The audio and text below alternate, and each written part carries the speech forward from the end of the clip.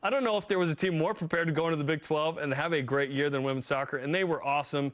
And in to chat about it is the only coach in BYU women's soccer history, Jennifer Rockwood. She's also your favorite Rick's College basketball player, fun fact. There we go. Jen, great to have you in studio. Thank you. It's fun to hear all those accomplishments again. That was awesome. What a season. It was unbelievable. How would you summarize in a word or two? You know, it was just a special kind of magical season. Something that was in the making for quite some time, obviously with an amazing group of seniors that kind of led the way both on and off the field. You know, just kind of, it's a once-in-a-lifetime type career opportunity, so close to getting to the national championship game again, but just a fun experience for sure. And it was a little different than 21's College Cup team. That team had some carryovers of eligibility from players who were frustrated the prior year, kind of going out a little early.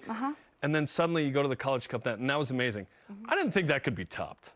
But somehow, especially the North Carolina game, which we'll step into in a moment, this team did it. Like, you play UCLA early-ish in the season at home, you beat them, and that sort of said, like, okay, this team is right there again.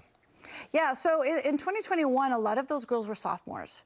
And so they had the experience. And, you know, and then the year after that, we were still a top 25 team, but didn't kind of have the leadership factor. You know, we had some of the players, we had some experience. And, you know, it's amazing how important that leadership is. And the girls had that year to carry over to the senior year. We're talking about people like, you know, Jamie Shepard, Olivia Katoa, Savannah Empey. You know, those girls had that experience, and the leadership grew within that year.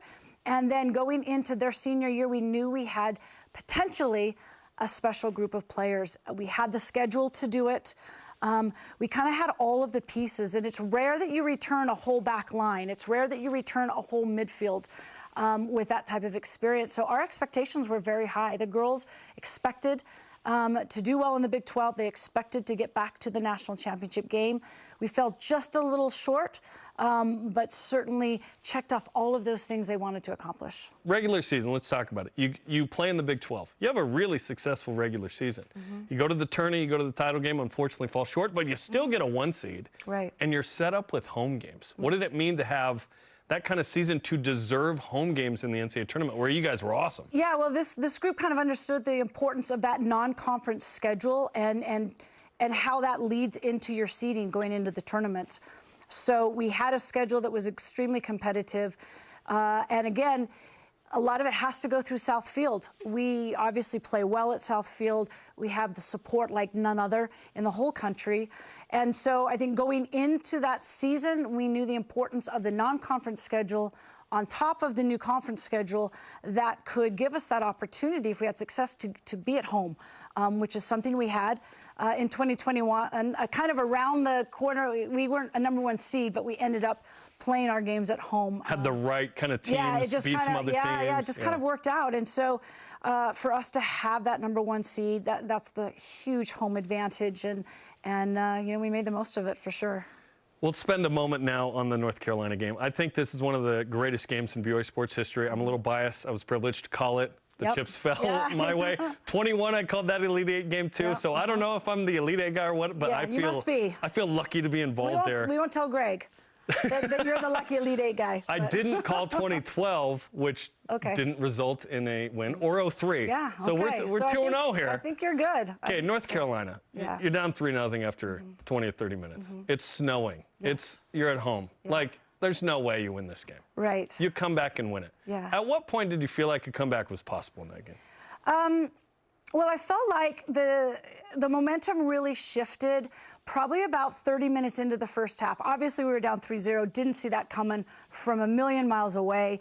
The girls didn't see it coming. None of us were like, how did that just happen? But as we put in our bench, which had been a key to our success all year, and they put in their bench, which has been always a key to their program, and when you're up 3-0, you kind of, you know, you think you have it, right? Especially in the first half. You could feel the momentum shift with our bench going in and turning the tide. We probably should have scored a goal in the first half. And I think it changed in the first half before we went into halftime, and we used that. And the girls, I think, felt that going into the second half is, hey, we could have already scored a goal.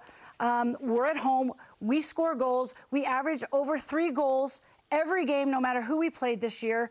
And it took that leadership and a couple of key players to really believe it could happen. And certainly we went out and set the tone from the beginning. The goals didn't come till later, but the tone was set from the very beginning of the second half to know that it could be possible. Once you tie it, is it inevitable in your mind that you're going to take the lead in regulation? Not for me. I thought, you know, when the first and second one came, I'm like, okay, you know, we can get this. And then we put the third one in. I thought, okay, we can do this in overtime, because obviously the crowd was going crazy. The girls were playing with confidence. We had North Carolina really on their heels. They kind of didn't know what had hit them. And so I thought overtime was it. And then Liv Wade and Brecken kind of decided otherwise. And great that we didn't have to go into overtime. Brecken essentially has an Olympico, meaning straight off a corner. I mean, it's an incredible goal. And then Olivia Wade-Katoa, after the game, I said, do you realize what you've done? Like, that's the greatest goal in BYU history. Yeah. She said, I knew immediately. I got emotional. I put my hands on my head and my face like, oh my gosh, we did this. And, you know, months later, what are some of the memories and the emotions and the stories around that game and what that meant for your program? And it's a game you'll remember forever.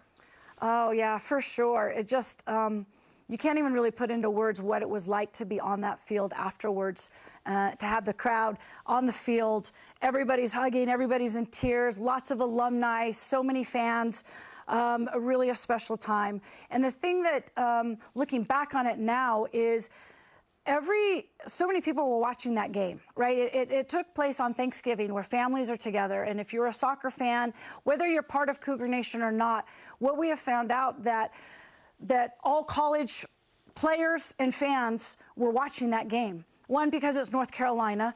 Two, it was one of the only NCAA games left.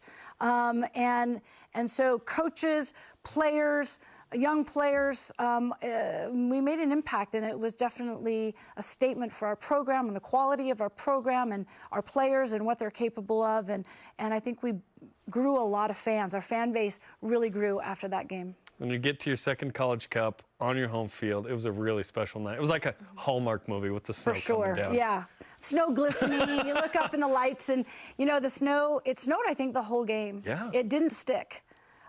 Which was great. It was like warm enough. Yes, but it did snow the whole game. And so, yeah, for us, fantastic. A great way for our seniors to kind of end their time on South Field, and all of the time and journey that they all had individually to lead up into that moment was really special. It was the women's soccer miracle ball. It really was. Yeah, absolutely. Special game. Okay, you turn the page now, and you graduated a ton of seniors. 5 draft picks to the NWSL, which was a program record and amazing. Now you go into this next year. Unfortunately, in the spring, Ellie Walbrick tore her ACL, but you got a lot of young, talented players for another season in the Big 12. We do. I mean, it's not often that a coach or a program will graduate 11 seniors, of whom all were significant pieces of our success. And so that leaves a big void.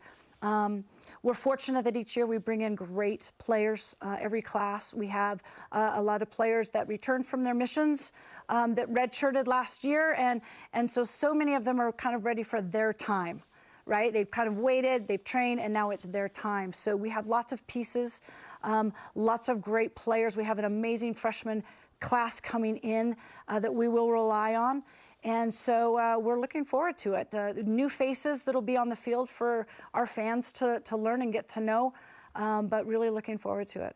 Well, it was spectacular and super memorable, and I'm excited to see Lynette Hernandez and Erin Bailey and Allie Fryer and the gang get back out there this fall. It's going to be a lot of fun. Congrats on the great season, and thanks for coming in, Jen. Thanks so much. Appreciate it. Jennifer Rockwood from Women's Soccer.